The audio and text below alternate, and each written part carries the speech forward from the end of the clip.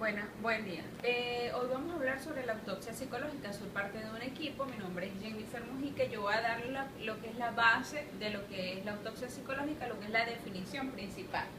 Entonces vamos primero, ¿okay?, con lo que es una autopsia. Generalmente, ¿verdad?, está llamada o es lo que es una examinación post-mortem o una aducción de un procedimiento médico, ¿verdad? Se emplea una disección, una información anatómica. También se sufre o se define para explicar una observación clínica dudosa de un tratamiento dado.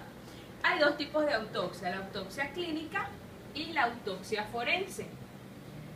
La autopsia clínica es lo que nosotros decimos que es la confirmación de un diagnóstico. ¿Qué nos quiere decir esto? Que se determina en una causa de una muerte. Hay que determinar esa causa tomando esa investigación y en un estudio en pro o pos a la muerte. La autopsia forense, ¿verdad?, es también realizada por razones médicas legales que constituyen el proceso de operación y hay varios elementos. El primero, la indagación de la causa de la muerte, la determinación de la forma de la muerte, si es un homicidio, si es un suicidio, si es una muerte natural, el establecimiento de la fecha de la muerte y la identificación del cadáver. Eso es como características de la autopsia. Ahora, la autopsia psicológica, que es donde nos queremos enfocar. La característica de la autopsia psicológica es esa expresión utilizada por primera vez por Robert Littman. Littman define ese método de investigación de forma retrospectiva, ese condicionamiento de la vida, donde el individuo tiene como objetivo acercarse a esa comprensión de las circunstancias de su muerte. ¿Okay? También Jiménez en el 2001 describe la autopsia como la psicología, o fue nacida dentro de la psicología como una técnica de investigación, siempre empleada para determinar el motivo de la muerte de ese individuo. Ahora, la autopsia psicológica es esa reconstrucción de esos rasgos sobresalientes de la vida de ese individuo, obtener esa comprensión psicológica acerca de quién era, qué papel jugaron sus rasgos y su personalidad con respecto a las circunstancias de esa muerte, el instrumento para establecer el proceso de la muerte a nivel mental, las características propias de ese individuo en el momento de esa muerte o de ese fallecimiento.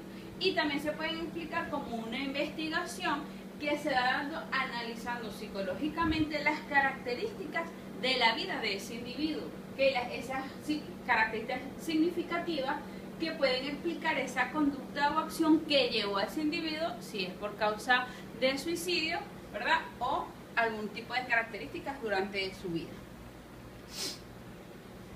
Ahora, hay tres definiciones de la autopsia psicológica.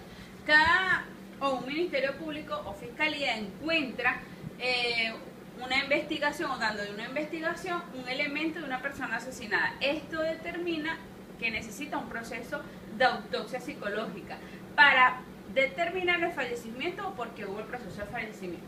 La autopsia es un estudio retrospectivo indirecto de la conducta de la personalidad, estado emocional o previo al fallecimiento de la persona. Y como tercera definición, la autopsia psicológica es entonces el estudio que tiene la finalidad de establecer que esa persona tenía una personalidad de características depresivas, autoagresivas, que puede generar esa muerte o un pensamiento suicida. Esas características autodestructivas determina esos intentos de fallecimiento o de suicidio con respecto a la persona. ¿Okay? Tenemos esas tres definiciones. Ahora, ¿en cuáles países se generó originalmente el proceso de la autopsia psicológica? La técnica parcial originalmente sale en Estados Unidos, se determina en Estados Unidos dentro de la necesidad de definir las características de la muerte dudosa de algunas personas que no sabían si eran suicidios o si eran homicidios. ¿Okay? Al tratar de determinar dónde estaban las características, empezó a indagar esa autopsia psicológica. En los países de habla hispana, esta trayectoria empieza originalmente con Cuba. Cuba tiene estas características de esa autopsia psicológica. Ellos perfeccionaron y actualmente les llaman MAPI, es el modelo de autopsia psicológica integrada. Aparte a partir de que Cuba empezó a trabajar con este tipo de autopsia psicológica, ellos exportaron hacia donde, o sea, México en 1994, México empezó a trabajar con este tipo de autopsia psicológica, específicamente en Querétaro, ¿verdad? En la Ciudad de México. En el 97 se utilizan esos servicios médicos legales en Chile para el estudio de los suicidios. En Honduras, en 1998, con respecto a la Dirección de Médica Forense para los casos civiles y penales.